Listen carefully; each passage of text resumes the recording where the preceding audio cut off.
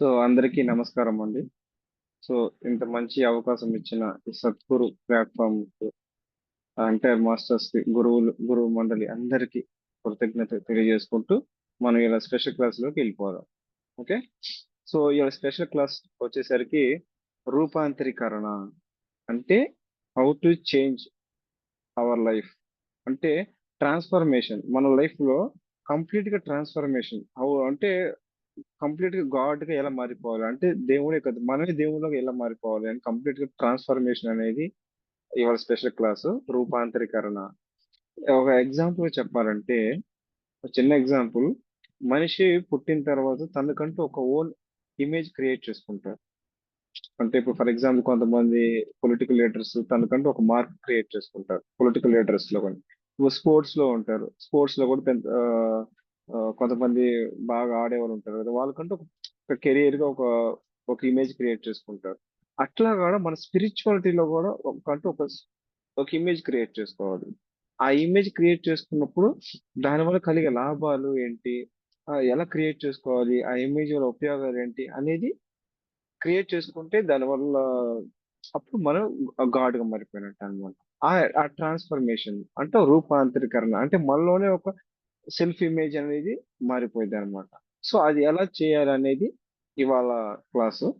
So general గా ఒక example గా చెప్పుకుని ఇంకా క్లాస్ లోకి వెళ్ళిపోతాం. సో మనం చెప్పుకున్నట్టు జనరల్ గా ఒక ఆత్మ అనేది పైన ఉంటుంది, మనకు తెలిసిందే కదా. సో ఎక్స్పీరియన్సెస్ కోసం, అనుభవాల కోసం ఆత్మ అనేది ఒక స్పెక్ ని కింద పంపించింది. జీవాత్మ కిందకు వస్తుంది. అది శరీరం తీసుకుంటుంది, డిఫరెంట్ డిఫరెంట్ జన్మలు తీసుకుని చక్కగా కొంతవరకు ఉండి దాని తర్వాత బాడీ వెకేట్ చేసి వెళ్ళిపోయింది. అది మనకు తెలిసిన విషయమే. కానీ ఇక్కడ త్రీ టైప్స్ ఆఫ్ పీపుల్ ఉంటారు. అంటే పీపుల్ అంటే నథింగ్ త్రీ టైప్స్ ఆఫ్ ఆత్మలు ఉంటాయి ఎక్కువ అన్నమాట. సో అవి ఏంటంటే ఉన్నతికరమైన ఆత్మలు. సో అవి 0.00001% మాత్రమే ఉంటారు. వాళ్ళు చనిపోయేటానికి ఎట్లా ఉంటారు, వాళ్ళు లైఫ్ అంతా సాటిస్ఫాక్షన్ గా, సంతోషంగా, ఆ అదొక రకమైన ఆనందంగా, తృప్తితో చనిపోతారు.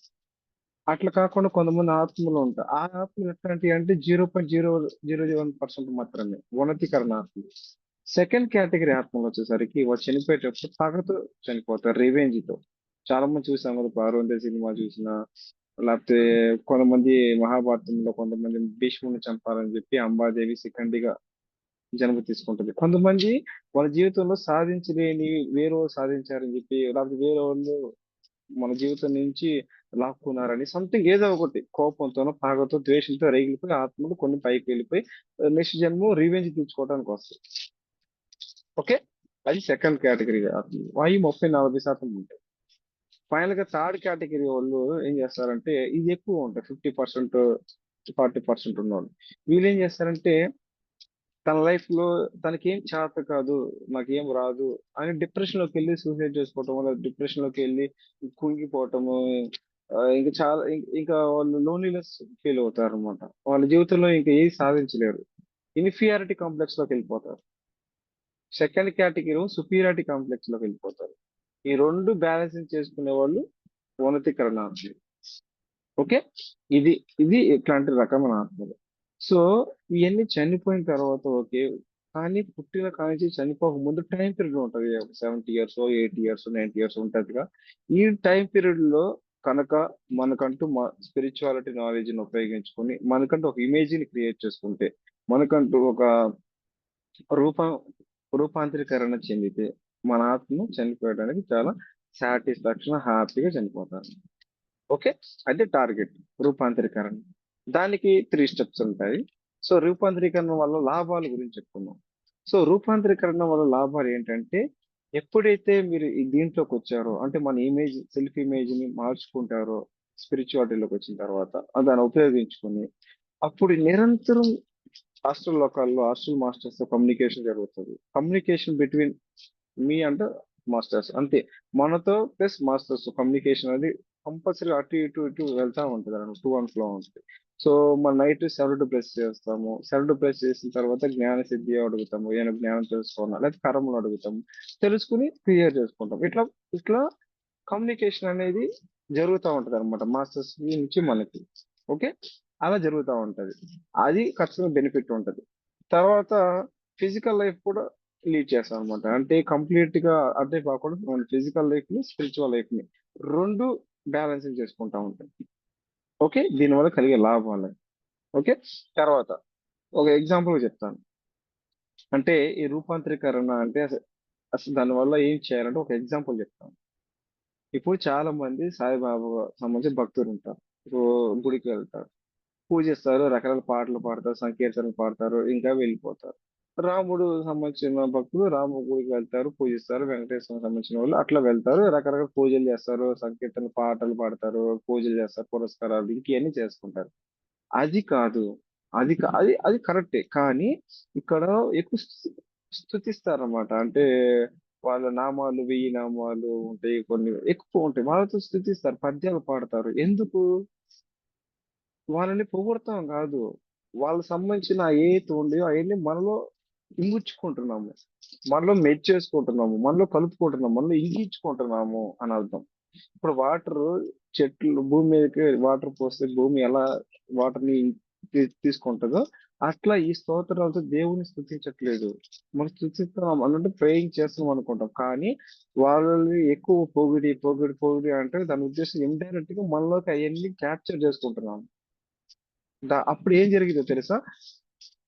ట్రాన్స్ఫర్మేషన్ రూపాంతరీకరణ చెందుతాము ఇలా చేయటం వల్ల. ఓకే. అలా అనుకుంటారు చాలా మంది పూజలు చేయటం వల్ల దేవుణ్ణి పోగొట్టి వరాలు ఇస్తారని. అది కాదు.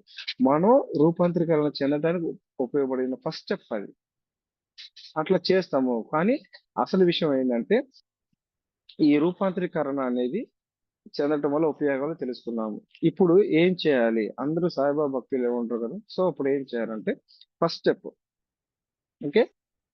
మనకంటూ ఒక గురువునో లేకపోతే ఒక దైవమో ఇష్టమైన ఒక పర్సన్ ఎంపిక చేసుకోవాలి. ఫస్ట్ స్టెప్ ఎంపిక చేయటము చూస్ చేసుకోవాలన్నమాట. చూస్ చేసుకున్న తర్వాత ఏం చేయాలి తర్వాత ఒక స్టెప్. ఫర్ ఎగ్జాంపుల్ కొంతమంది సాయిబాబా అంటే ఇష్టం సాయిబాబాని ఎంపిక చేసుకుంటారు. కొంతమంది రాముడు అంటే రాముడిని ఎంపిక చేసుకుంటారు. అట్లా ఇప్పుడు నేను ఉన్నాను. నేను చిన్నప్పటి నుంచి వైకుంఠం వైకుంఠం సంబంధించిన వాళ్ళు ఎవరైనా సరే లక్ష్మీనారాయణ స్వామి, అది రాముడైనా కృష్ణుడైనా వెంకటేశ్వర స్వామి అయినా, ఏ దేవుడైనా సరే నారాయణ లక్ష్మీనారాయణ స్వామి వీళ్ళని ఈ రూపం నేను ఎంపిక చేసుకున్నాను. ఎవరైనా సరే మీ జీవితంలో ఇవి చాలా చాలా ఇంపార్టెంట్ అండి. సో మీ లైఫ్ లో ఇంప్లిమెంట్ చేయండి.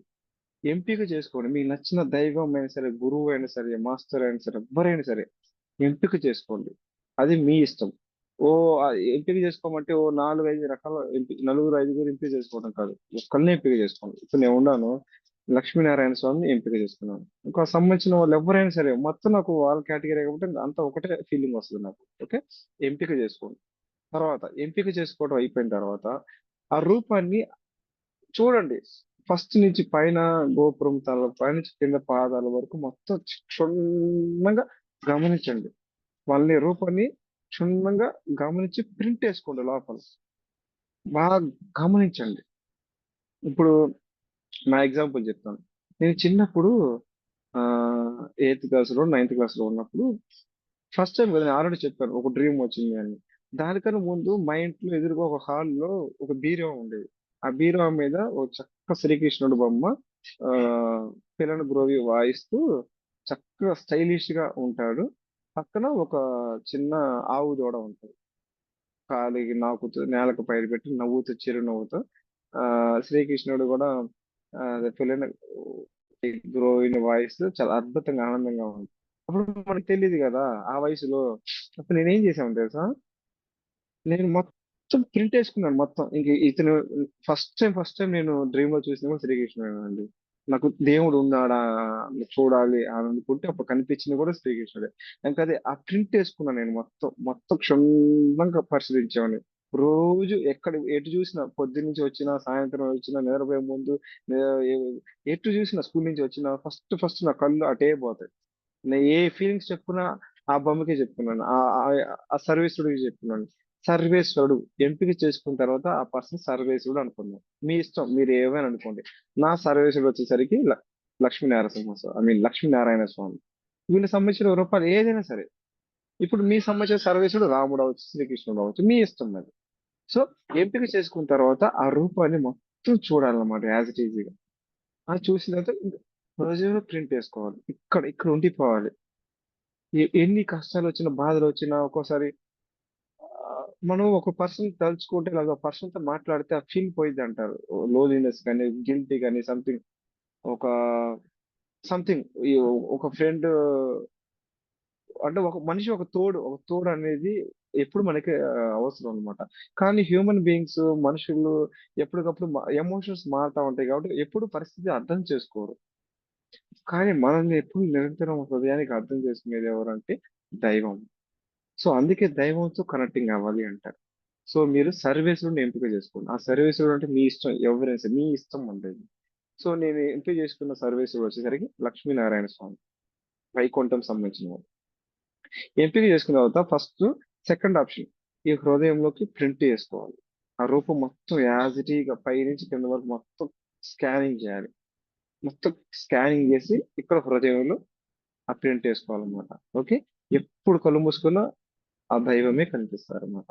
ఎప్పుడు ఎనీ టైం ఏ హెల్ప్ కావాలన్నా, ఏ కష్టం వచ్చినా, అరే నాకు ఈ టైం హెల్ప్ కావాలి ప్లీజ్ హెల్ప్ చేయరా. అప్పుడు ఎవరిని అడుగుతాం? ఈ హృదయంలో ప్రింట్ వేసుకున్న ఆ సర్వీస్ అడుగుతాం. ఓకే. అది ప్రింట్ వేసుకోవాలి. అంటే క్యాప్చర్ చేయాలన్నమాట. డేటా ఒక స్కానింగ్ చేస్తాం. ఇప్పుడు మనం ప్రింటింగ్ చేస్తాం, లేకపోతే ఫోటోలు ఉంటే స్కానింగ్ చేస్తారు. పైన డీటో పై నుంచి కింద మొత్తం స్కాన్ చేస్తారు కదా. అట్లా ఆ రూపాన్ని ఎప్పుడైతే ఎంపిక చేసుకున్న ఆ సర్వేశ్వర రూపాన్ని దేవాలయంలో సరే లేకపోతే ఎక్కడైనా సరే ఆ స్కానింగ్ చేసుకుని మీ ఇంట్లో పెట్టుకోండి. బెడ్రూమ్ లో కావచ్చు, హాల్లో కావచ్చు, మీ ఇంట్లో ఒక ఒక స్క్వేర్, ఒక ఒక చిన్నది అట్లా ఒక చిన్న ఈ సైజులో ఆ ఆ ఆ రూపాన్ని గోడకు అతికించుకోండి. ఏడో చోట మీ కంటికి కనిపించినట్టు అతికించుకొని ఆ రూపాన్ని రోజు క్షుణ్ణంగా పరిశీలించి ఇక్కడ ప్రింట్ వేసుకోండి. తర్వాత మూడో స్టెప్ ఆయనలాగా మనం అయిపోవాలి. అది ఆయనలాగా మనం అయిపోవటానికి ఏం చేయాలి? ఆయనలాగా మనం అయిపోతాం ఆ కొన్ని రోజులకి. అంటే ఇప్పుడు ఇప్పుడు నేను ఉన్నాను. లక్ష్మీ లక్ష్మీనారాయణ స్వామి అంటే లక్ష్మీదేవి, నారాయణ ఉంటారు. నథింగ్ బట్ నారాయణ స్వామి. నారాయణ స్వామి ఉంటే ఆబ్వియస్ నారాయణ స్వామి పదవిలో లక్ష్మీదేవి ఉంటుంది కాబట్టి నారాయణ స్వామికి ప్రింట్ వేసుకున్నాను కాబట్టి ఇంకా నేను ఇంకా నేను నారాయణ స్వామి అయిపోతాను ఇంకా. నారాయణ స్వామి ఏం చేస్తాడు? తను ఏం చేస్తాడు? తన స్పెషాలిటీస్ ఏంది? తన స్పెషాలిటీస్ వచ్చేసరికి ఎన్ని కష్టాలు వచ్చినా ధర్మాన్ని తప్పలేదు. మీరు ఏ యుగంలో తీసుకోండి, ఏ అవతారంలో తీసుకోండి, నారాయణ స్వామి ఈ అవతారం తీసుకున్న తర్వాత ధర్మ సంస్థాపన చేశాడు. ధర్మం కోసం కష్టపడ్డాడు ఆయన. తర్వాత దానికోసం ఎన్ని కష్టాలు వచ్చినా తట్టుకున్నాడు. దానికి తట్టుకోవడానికి శక్తి గురువుల దగ్గర సజ్జన సాంగత్యం, జ్ఞానం అనే రకాలుగా ఉపయోగించాడు. కొన్ని సందర్భాల్లో స్పాంటేనియస్ తెలివి, శ్రీకృష్ణుడు అన్నాడు కదా, తెలివి అన్నిట్లో స్కిల్స్ ఉంటాయి ఆయనకి. ఆయన యుద్ధం చేయటమే కాదు, ఒక్కొక్కసారి యుద్ధం నుంచి పారిపోవటం కూడా యుద్ధంలో భాగమే అన్నమాట. ప్రతిసారి హింసించే కాదు, ఇంకా తప్పదు యుద్ధం చేయాలి అనుకుంటే యుద్ధం చేయాలి. ఇప్పుడు ఫర్ ఎగ్జాంపుల్ ఇప్పుడు మన ప్రెసెంట్ పాకిస్తాన్ కి ఇండియాకి యుద్ధం జరుగుతుంది. ఇండియా ఏం చేస్తది? పాకిస్తాన్ జోలికి పోయా, ప్రజలకి ఇబ్బంది పెట్టడం, కానీ టెర్రరిస్ట్ కి మాత్రమే నాశనం చేస్తాం. ఎందుకు? దాని వల్ల ఈ ప్రపంచంలో ఉన్న సకల ప్రాణికోటికి లేదా మనుషులకి, ఇండియాలో ఉన్న వాళ్ళందరికీ, ప్రపంచంలో ఉన్న అందరికీ డేంజర్ అని టెర్రరిస్ట్ మీద అటాక్ చేస్తది. మనుషుల మీద అటాక్ చేయదు ఇండియా. పాకిస్తాన్ అట్లా రివర్స్, సెకండరీ. అట్లా ఎలా అయితే చూస్తున్నామో అట్లా ఒక ఒక ఒక స్ట్రాటజీ, తెలివి, స్పాంటేనియస్ అట్లా అన్నమాట. అట్లా శ్రీకృష్ణుడు కూడా ఈ క్వాలిటీస్ ఉంటాయి. అప్పుడు యుద్ధం ఏం చేస్తారు? వాళ్ళు ఎంత ఆపుకున్నా ఎంత చేసినా పాకిస్తాన్ యుద్ధం చేస్తున్నారు కాబట్టి తప్పదు, కాబట్టి ధర్మ యుద్ధం కాబట్టి యుద్ధం చేయాల్సిందే. ఈ టైంలో హింస చేయాల్సిందే. ఓకే. యుద్ధం తప్పదు అనుకుంటే యుద్ధం చేయాలి ధర్మం కోసం. సో ఇప్పుడు ఆ ధర్మమే కదా. అందుకని మన ఇండియా పాకిస్తాన్ మీద యుద్ధం చేస్తుంది. అట్లా అన్నమాట. సో యుద్ధం అవసరం వచ్చినప్పుడు మాత్రమే హింస చేయాలి, యుద్ధం చేయాలి. లేదనుకుంటే అవసరమైతే తప్పించుకోవాలి. తప్పులేదు. సో శ్రీకృష్ణుడు అంతటి వారు వెనక్కి తిరిగి అంటే ఆ యుద్ధం అవసరం లేదు చెప్పి అక్కడి నుంచి వెళ్ళిపోయాడంటే ఏంది? అది అవసరం లేదు ఆ టైంలో. అట్లా అన్నమాట. ఒక్కొక్కసారి మనం ప్రతిసారి మన మాట నెగ్గాలి, మనమే నెగ్గాలని ఫైట్ చేస్తాం. అసలు ఒక్కోసారి మనం తగ్గచ్చు, తప్పలేదు. అలా అని చెప్పి అందరి దగ్గర తగ్గాల్సిన అవసరం లేదు. ఆల్రెడీ మన సూత్రం ఉంది. One time, two time, three times చూడాలి. ఫోర్త్ టైం చెప్పాలి. ఫోర్త్ టైం చెప్పిన తర్వాత కూడా వినకపోతే అప్పుడు ఫిఫ్త్ టైం యుద్ధం చేసి వాళ్ళతో గొడవ పడి లేకపోతే ఆర్గ్యుమెంట్ చేసి సిక్స్త్ టైం మనం క్షమించేసేయాలి. అట్లా అన్నమాట. ఓకే. అట్లా ఒక మంచి లక్షణాలు అవి. తర్వాత నారాయణుడు ఒక తెలియకుండా ఒక పర్సన్ ఇక్కడ తంతాడన్నమాట భృగు మహర్షి. ఒక ఇన్సిడెంట్ జరిగింది. ఆయన యోగ నిద్ర ఉన్నప్పుడు నా నా అంటే విష్ణు స్వామి హృదయంలో భృగు మహర్షి వచ్చి కాలుతో తంతాడు. అప్పుడు నువ్వు నా తంతావు అని చెప్పి ఆయన రెచ్చిపోయి యుద్ధం చేశాడా?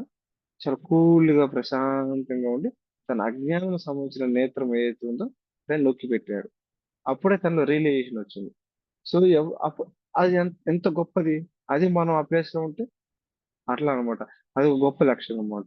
ఇట్లాంటి లక్షణాలు మనలో కూడా అలవాటు చేసుకోవాలి. అప్పుడు మనం నారాయణగా మారిపోతాము. అంటే నేను ఎంపిక చేసుకున్న సర్వీస్ లో మారిపోతాం. ఓకే. మీరు కూడా మీరు ఎంపిక చేసుకున్న సర్వేసుడు సంబంధించిన లక్షణాలు మీ హృదయంలో నాటుకుపోవాలి. తన ప్రింట్ హృదయంలో వేసుకున్నప్పుడు వాళ్ళకి సంబంధించిన సర్వేసులకు సంబంధించిన లక్షణాలు కూడా మనం ప్రింట్ వేసుకుని అలా మీరు స్టార్ట్ చేయాలి, ఇంప్లిమెంట్ చేసుకోవాలి. అప్పుడు కొన్ని రోజులకో, నెలలకో, ఓ సంవత్సరానికో, కొన్ని జన్మలకో అది ఆత్మస్థితిని బట్టి, సాధన బట్టి మారిపోతా ఉంటది. ఇప్పుడు ఒక దైవాన్ని మనకి ఆల్రెడీ చూసాం పురాణాల్లో. మన దైవాన్ని దర్శనం తీసుకోవాలంటే 20,000 సంవత్సరాలు, 30,000 సంవత్సరాలు తపస్సు చేశారు. కానీ 6 నెలల్లోనే ధ్రువుడు తర్వాత కొన్నాళ్ళకి ఆహ్, నక్షత్ర మండలం మొత్తానికి సెంట్రల్ ఫోర్స్ గా ధ్రువతార అంటారు. నక్షత్రం ధ్రువుడు అనే మండలం ఉంటది. నక్షత్ర మండలం. అలా మారిపోయాడు. అలా అలా వరం ఇచ్చాడన్నమాట విష్ణుస్వామి. అతను చిన్నప్పుడు 6 మంత్స్ కి విష్ణు స్వామి దర్శనం పొందాడనమాట. అంత సాధన చేశాడనమాట. అంటే ఎంతసేపు చేసామని కాదు. చేసేంతసేపు ఎంత పర్ఫెక్ట్ గా చేశాము, ఎంత కాన్సంట్రేషన్ గా చేశాము అనేది ముఖ్యం అన్నమాట. అట్లా అన్నమాట. సో ఇట్లాంటి లక్షణాలు అన్నవి మనం ఇమిడి చేసుకోవాలి. అప్పుడే ఇమిడి చేసుకుంటే కొన్నాళ్ళకి మన శరీరంలో మార్పులు వస్తాయి. ఖచ్చితంగా వస్తాయి.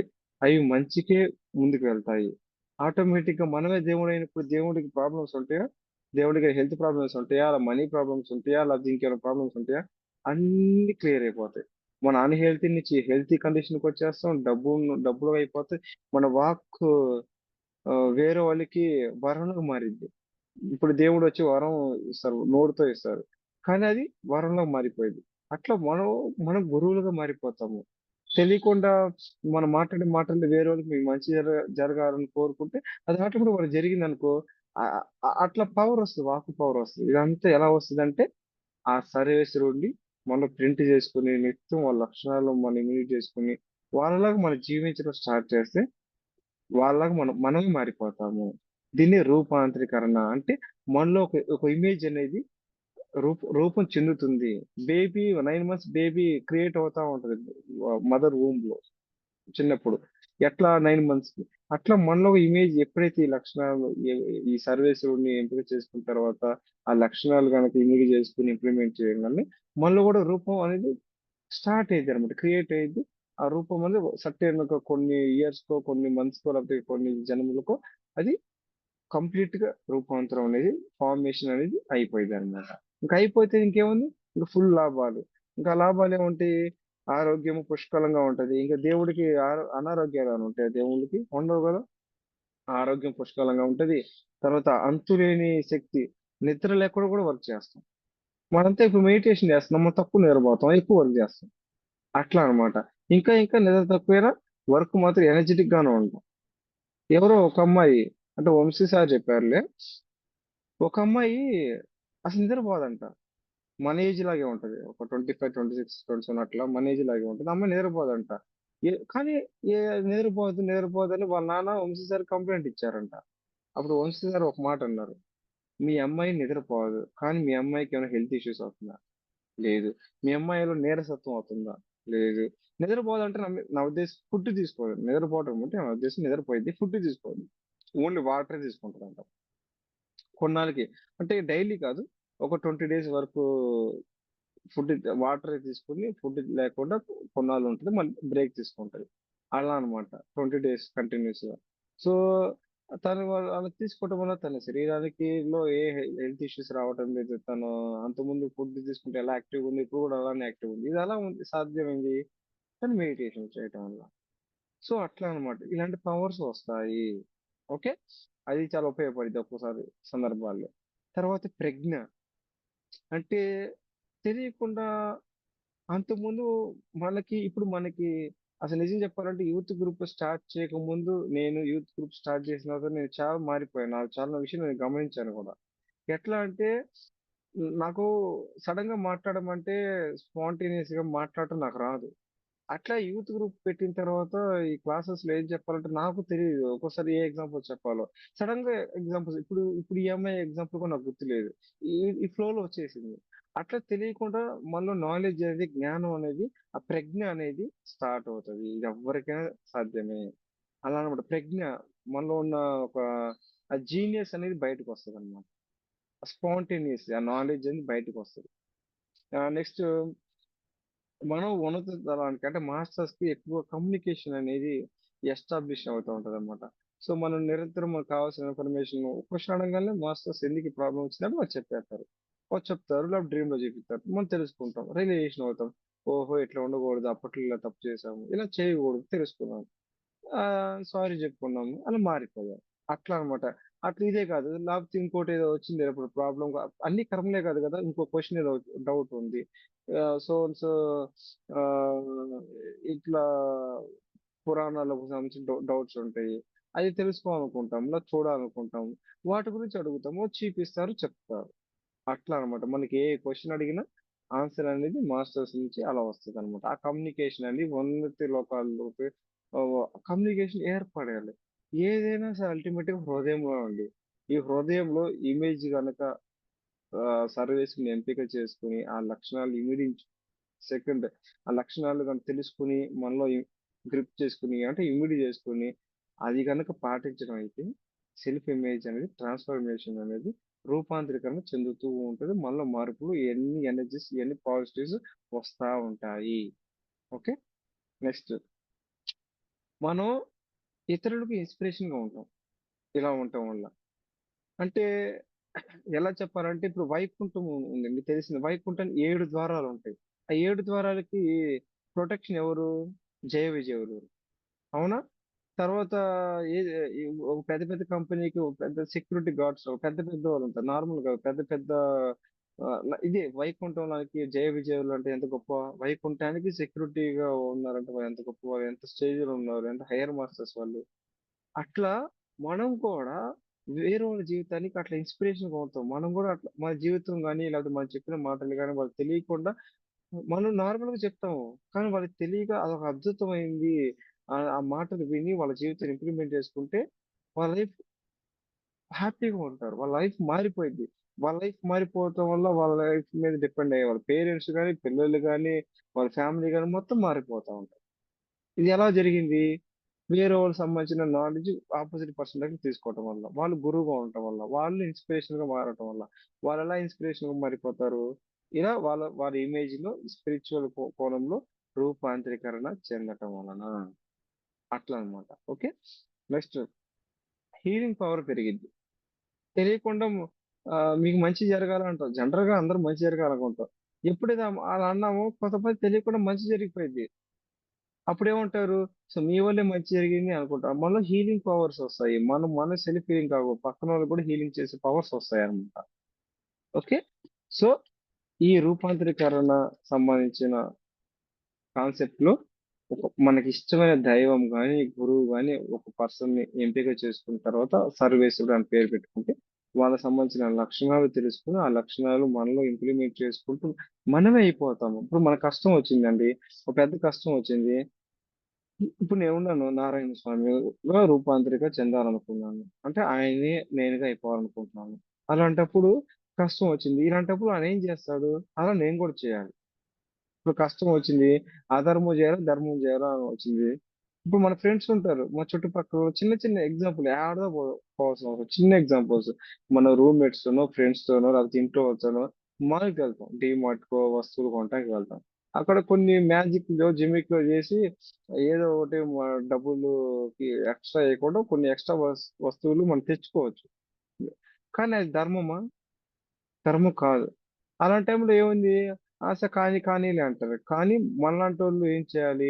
అది ధర్మం కాదు, అధర్మం చెప్పాలి. ఇప్పుడు అదే అదే టైంలో వెంకటేశ్వర స్వామో, విష్ణు స్వామి ఉంటే ఏం చేస్తారు? చెప్తారు.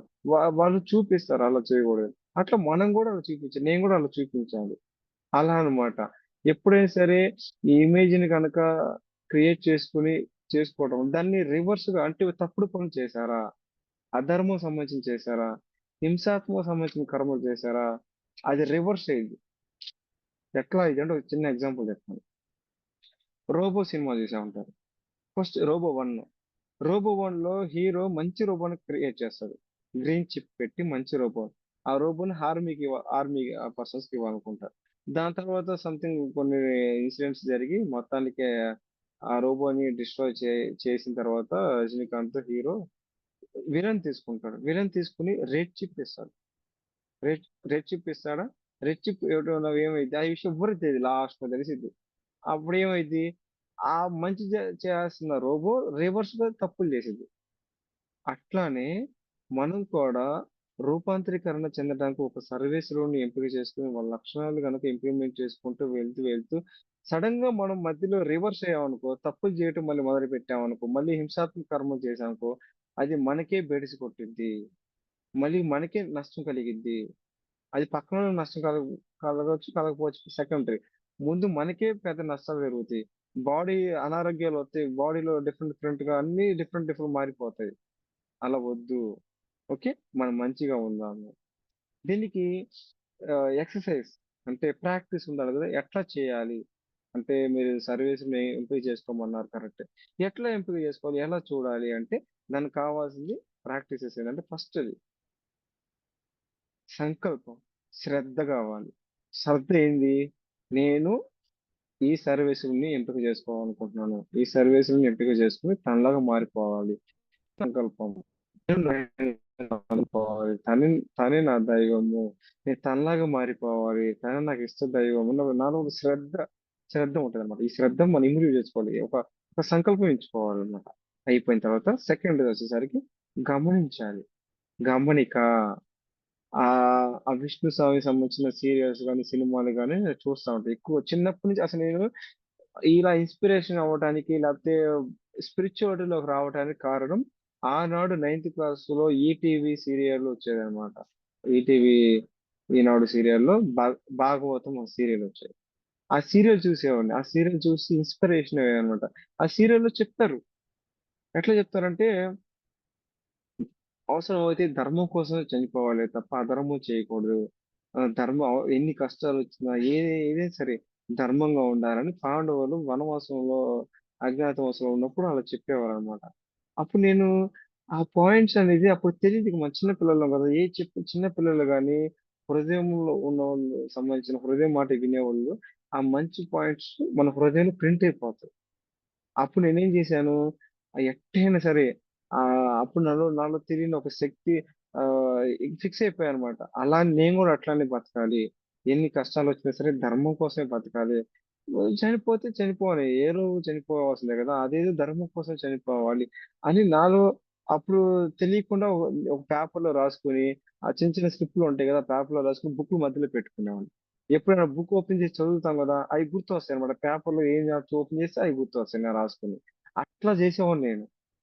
నేను నిజంగా ఇయన్నీ నేను ప్రాక్టీస్ చేశాను నేను. ఫస్ట్ ఇయన్నీ నాకు తెలీదు.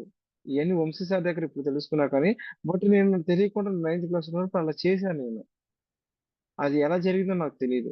నేను ఫస్ట్ ఒక సర్వేస్‌ని ఎంచుకున్నాను. అంటే నాలో తెలియకుండా ఇయన్నీ జరిగిపోయాయి. నేను విష్ణు సాయినికి ఫిక్స్ అయిపోయాను. వాళ్ళే మా అమ్మ నేను రియాలిటీ నన్ను కన్న మా అమ్మ, నాన్నతో చెప్పేవాడిని గూడా. కావాలంటే అడగండి. మా అమ్మ, నాన్నతో గూడా మా చెల్లితో వీళ్ళందరూ చెప్పేవాడిని గూడా. అసలైన అమ్మా, నాన్న లక్ష్మీనారాయణ స్వామి. నాకు వాళ్ళే అసలైన అమ్మా, నాన్న. మీరు కాదు. మీరు జస్ట్ శరీరాన్ని ఇచ్చిన వాళ్ళు అని అలా అనేవాడిని. ఇప్పుడు జ్ఞానం పెరిగింది గదా! సో, వాళ్ళు కావాలి, వీళ్ళు కావాలి. ఇద్దరు ఇంపార్టెంట్. వాళ్ళు అసలోళ్ళు మా మనకి ఎంత అవకాశాన్ని శరీరానికి కూడా కావాలి గదా! దానికి వీళ్ళు గొప్పవాళ్ళు. అని ఇప్పుడు ఈ జ్ఞానం వల్ల తెలుసుకున్నాను. అప్పుడు ఎలా ఉండేవాడిని, అప్పుడే ఫిక్స్ అయిపోయానండి. అసలైన తల్లిదండ్రులు మా అమ్మ, నాన్న లక్ష్మీనారాయణ స్వామియే అని చెప్పి. అట్లా అయిపోయానన్నమాట. దాని తర్వాత ఓ రోజు అట్లా అవ్వటం వల్ల ఇంకా వాళ్ళు చెప్పినట్టు లక్షణాలు మొత్తం అయ్యే చూసేవాడిని కదా! భాగవతం సీరియల్ చూసేవాడిని, శ్రీకృష్ణ, మహాభారతం, ఓం నమః శివాయ ఇయన్నీ చూసేవాడిని.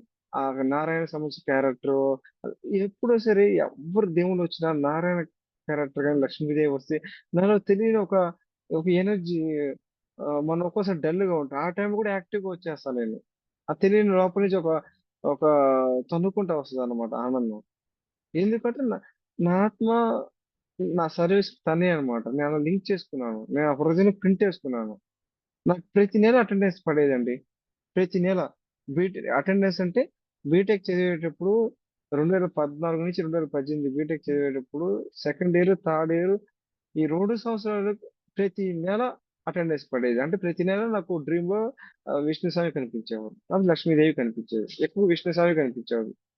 ప్రతి నెల అటెండెన్స్ పడేది. అట్లా అన్నమాట. అది మా ఫ్రెండ్స్‌కి గర్వంగా చెప్పుకునేవాడిని. అరే! ఈ నెల అటెండెన్స్ పడిందిరా అని. ఎందుకు? అని ఫిక్స్ అయిపోయాను. నిరంతరం తనతోనే ఉండేవాడిని. నిరంతరం తనతోనే కనెక్టింగ్ అయ్యేవాడినన్నమాట. నిరంతరం ఇక్కడ హృదయంలో తనే ఉన్నాడు. ఖాళీగా ఉన్నాననుకో కళ్ళు మూసుకొని అతన్ని ఊహించుకునేవాడినన్నమాట. అట్లా అన్నమాట. ఆ రోజు డ్రీమే వచ్చిందంటే అంతా రామమయం అంటారు. ఒక పాటుంది. 'శ్రీరామ్ దాసు' సినిమాలో. అంతా రామమయం అని. అంటే ఎటు చూసినా రాముడే అని. కానీ ఒకరోజు నాకు ఆ డ్రీమ్ వచ్చింది గూడా. ఎట్లా అంటే నేను బీటెక్ థర్డ్ ఇయర్‌లో ఉన్నప్పుడు మన కాలేజ్ ఎలా ఉంటదో తెలిసిందే గదా! కాలేజ్ అంటే ఇల్లు ఎలా ఉంటది? ఇ ఇదొక షేప్‌లో ఉంది. పక్కన గోడ ఒక షేప్‌లో ఉంటది. ఇది ఇది ఎలా ఉంటది? కదులుతుంది. గోడ ఒకలాగా ఉంటది. చెట్లు ఒకలాగా ఉంటాయి. చెట్లు తర్వాత పూలు ఎట్లా ఉంటాయి? స్కూల్‌లో కాలేజీలో బస్సులు ఎట్లా ఉంటాయి? క్యాంటీన్‌లో ఫుడ్ ఎలా ఉంటది? డిఫరెంట్ డిఫరెంట్‌గా ఒక్కొక్క పద పదార్థానికి ఒక్కొక్క షేప్ ఉంటది. అవునా? ఒక్కొక్క రూపంలో ఉంటది. అయన్ని రూపాలు యాజ్ ఇట్ ఈజ్ అంతే ఉండి, ఆ రూపాలు అన్నీ పోయి రాముడు కనిపించారండి. ఎటు చూసినా ఆకాశం ఎట్లుంటదంటే, ఇప్పుడు ఫర్ ఎగ్జాంపుల్ వాటర్ ఉంది. ఈ వాటర్ బాటిల్‌లో ఈ వాటర్ ఉంది. ఈ వాటర్ షేప్ ఎట్లానే ఉంటదా? ఇది మనం డబ్బాలో పోస్తే డబ్బాలో ఎలా మారిపోయి డబ్బా షేప్‌లో మారిపోయిద్ది. అవునా? కానీ వాటర్ అలా ఉంటాయి. ఇంకో ఇంకో గిన్నెలో పోస్తే ఇంకో గిన్నెలోకి మారిపోతాయి. ఆ షేప్ అన్నమాట. అట్లా నువ్వు షేప్ ఒక్కటే ఉంటది. కానీ కనిపించే పదార్థం చూసారా? అది కంప్లీట్‌గా దాని ప్లేస్ రాముడే. ఇంకెటు చూసినా రాముడే. అది ఒక డ్రీమ్ వచ్చిందండి. 1 మినిట్ ఉంది ఆ డ్రీమ్. బీటెక్ థర్డ్ ఇయర్‌లో వచ్చింది 2017లో. ఇలా ఇక్కడ ప్రింట్ ఏసుకున్నాను. ఆ ప్రింట్ మొత్తం ఒక్కసారి నేనే చూసుకున్నాను. ఇక్కడ ప్రింట్ ఏసుకుంది రాముడిని, ఆ విష్ణు స్వామిని. ఆ విష్ణు స్వామిని రాముడి రూపంలో ఎటు చూసినా రాముడే కనిపించాడనమాట. దాన్నే రూపాంతరీకరణ అన్నమాట. నేనే రాముడయినట్టు, రాముడే మనం అయినట్టు అన్నమాట. ఓకే. అలా ఉండాలి.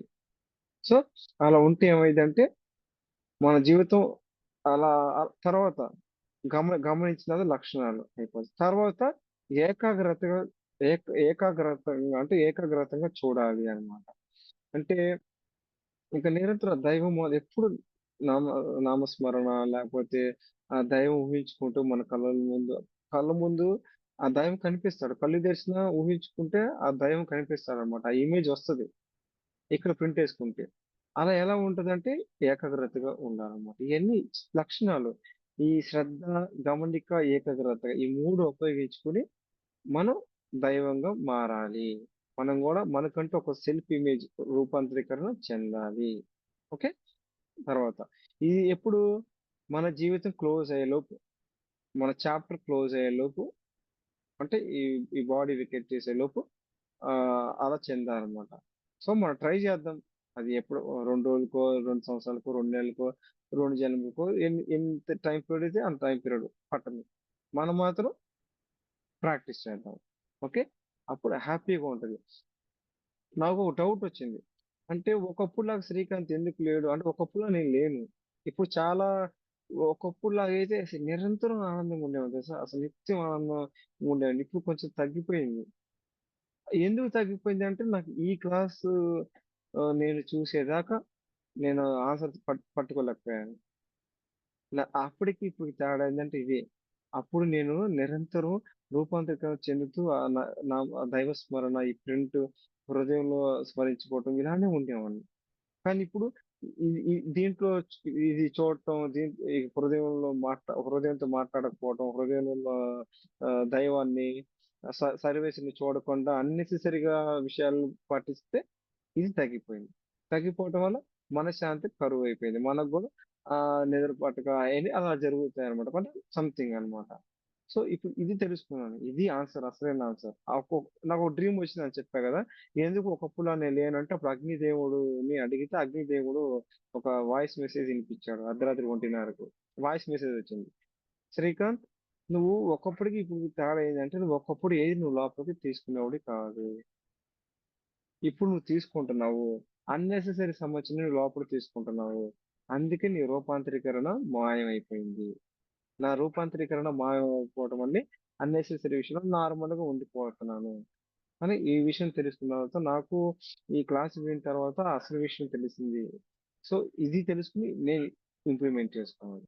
ఓకే, ఇంప్లిమెంట్ చేసుకోవాలి.